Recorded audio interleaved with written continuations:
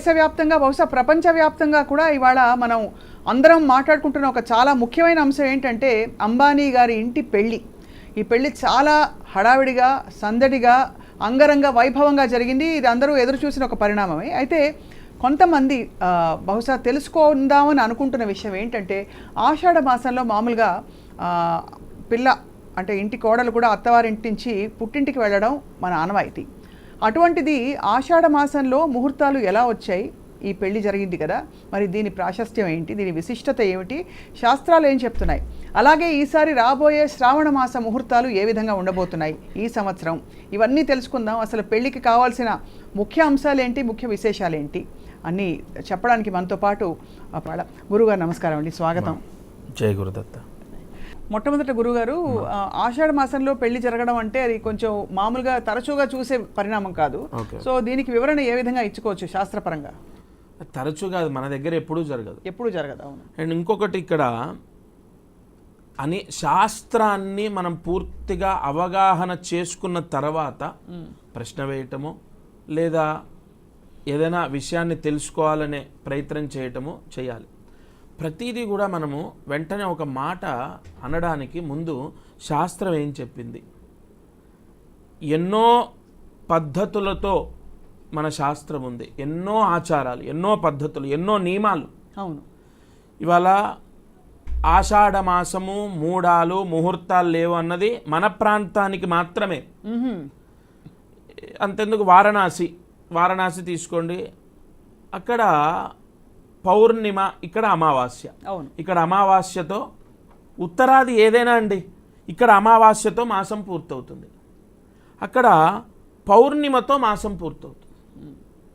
అంతెందుకు ఇక్కడ రవిచంద్రుల యొక్క కలయిక అమావాస్య. అవును. మనకది అంతిమంలో అది ఒక ఎట్లాగంటే ఒక మైనస్, ఆ రోజు అసలు ఏ పని చేయకూడదు అనేటటువంటి భావన.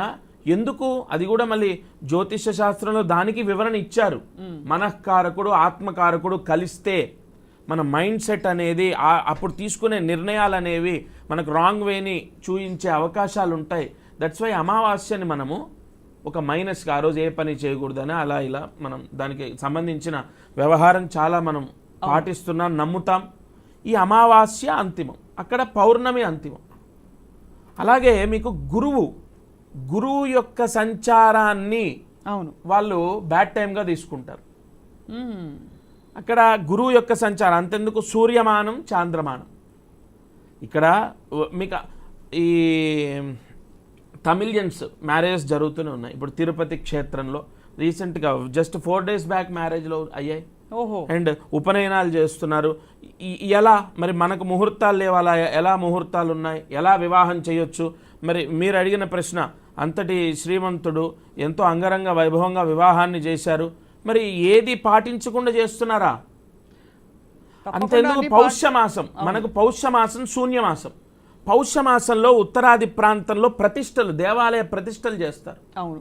స్వామివారు జగద్గురువులు ఇప్పుడు ఎక్కడైనా మూఢ్యంలో ఆ ఉత్తరాది ప్రాంతంలో ఎలా తీసుకుంటారంటే అంతిమ కాలం, ప్రథమ కాలం ఉంటుంది, మధ్యకాలం ఉంటుంది.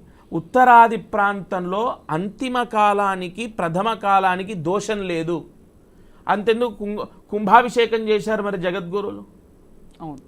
కాబట్టి ఇక్కడ ప్రాంతాన్ని బట్టి ఖచ్చితంగా ముహూర్త భాగం మారుతుంది. ఎలా అండి, అలా ఎలా పంచాంగం మారుతుందా, పుస్తకం మారుతుందా? ఎస్, సూర్యోదయాత్. ఇక్కడ మనం పంచాంగాన్ని కానీ లేదంటే మనం ముహూర్తాన్ని కానీ ఎలా రాస్తున్నాం? మిథున లగ్నానికి వివాహం చేయమంటున్నారు, లేదంటే కర్కాటక లగ్నము, ఈ లగ్నానికి లగ్నశుద్ధి ఉందా, ఉపనయనం అయితే అష్టమ శుద్ధి ఉందా, ఇవన్నీ మనము పంచాంగంలో చూసుకొని ఎలాగైతే మనం ముహూర్తాన్ని పెడుతున్నామో సూర్యోదయానికి సంబంధించి చంద్రోదయానికి సంబంధించి పూర్తి ఆధారంతోనే ఆ ముహూర్తాన్ని తీసుకుంటున్నాం.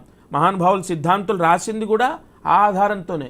అంతెందుకు 2051లో ఇప్పుడు ఒక అత్యంత గొప్ప సిద్ధాంతి, చాలా ఫేమస్ అయినటువంటి ఒక పంచాంగంలో 2051 వరకు రాశారు ఆయన పంచాంగం. ఆ 51లో గ్రహణం గురించి రాశారు. మరి అదే టైంకి మనకు ఆ సూర్యగ్రహణం అయితే సూర్యుడు చీకటి అయిపోవడం, ఇవన్నీ కూడా సూర్యోదయం, సూర్యకాలం. ఇప్పుడు మీకు బెనారస్, కాశీ, వారణాసికి ఇక్కడికి సూర్యోదయానికి కాల వ్యవధి ఉంటుంది. ఖచ్చితంగా. ఇప్పుడు ఆంధ్ర రాష్ట్రం, తెలంగాణ రాష్ట్రం తీసుకోండి, 11 నిమిషాల సమయం వ్యవధి లేదా 9 నిమిషాలు ప్రాంతాన్ని బట్టి. సో అలా మనకి అంటే అలా అన్వయించుకుంటే ఖచ్చితంగా ఉత్తర భారతదేశంలో ఆషాఢ మాసం అనే పాటింపులు ఉండవు. ఏమండి ఒకటి చెప్పనా, ఇప్పుడు కొన్ని మాసాలు, ఇప్పుడు మన కార్తీక మాసం ఉంది, చాలా పవిత్ర మాసం అని విపరీతమైన ఉపవాసాలు, తల స్నానాలు, దీపారాధనలు ఎన్నో చేస్తుంటాం కదా.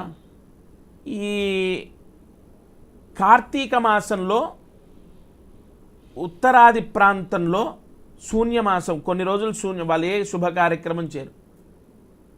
తులసీ కళ్యాణం, కలికి ద్వాదశి అని మనం తీసుకుంటాం. ఆ ద్వాదశి పూర్తయ్యేంత వరకు వాళ్ళకు అది అంటే ఆ టైం అనేది అంత శుభం కాదు శుభ కార్యక్రమాలు చేయడానికి. మరి కార్తీక మాసం పర్వదినం కదా. అవును, ప్రాంతాన్ని ఇప్పుడు పుట్టినవి ఏం కాదు, పూర్వం నుంచి ఆ ప్రాంతాన్ని బట్టి నదులు. కానీ అప్పుడు పూర్వం ఇన్ని ప్రాంతాలు లేవు కదా గురుగారు, అంతా కూడా కలగలిసి ఉండేది. అప్పుడు ఎలా ఉండేదంటే ఇప్పుడు నదులను బట్టి, ఇప్పుడు అంత ఎందుకంటే గోదావరి పుష్కరాలు వచ్చాయి. గోదావరి పుష్కరాలు వచ్చినప్పుడు ఆ ప్రాంత వాసులు ఆ సంవత్సరం మొత్తం వివాహాలు చేసుకోకుండా ఉన్నవాళ్ళు ఉన్నారు. అంటే నదీ ప్రాంతాన్ని బట్టి కొన్ని ఆచారాలు ఉంటాయి. సో ఆచార వ్యవహారాలు అప్పటి ఇప్పుడు మీరు కొండ మీద నివసించే వాళ్ళు ఉన్నారండి. 6వ నెల ఇప్పుడు గర్భిణీ స్త్రీలు ఉంటారు, 6వ నెల వారు ఒక సూర్య భగవానుడికి ఒక నైవేద్యం పెట్టి స్వీకరించాలి. కొండ ప్రాంతం వాళ్ళు ఇలా చేయాలని. అవన్నీ కూడా ఏదో ఒక ఇన్సిడెంట్ని ఆధారంగా తీసుకొని పుట్టినవి, శాస్త్రాన్ని గ్రహస్థితిని అన్వయం చేసి రాసినటువంటివి ఇవన్నీ. చాలా చక్కగా మొదలుపెట్టి వివరించారు శర్మ గారు.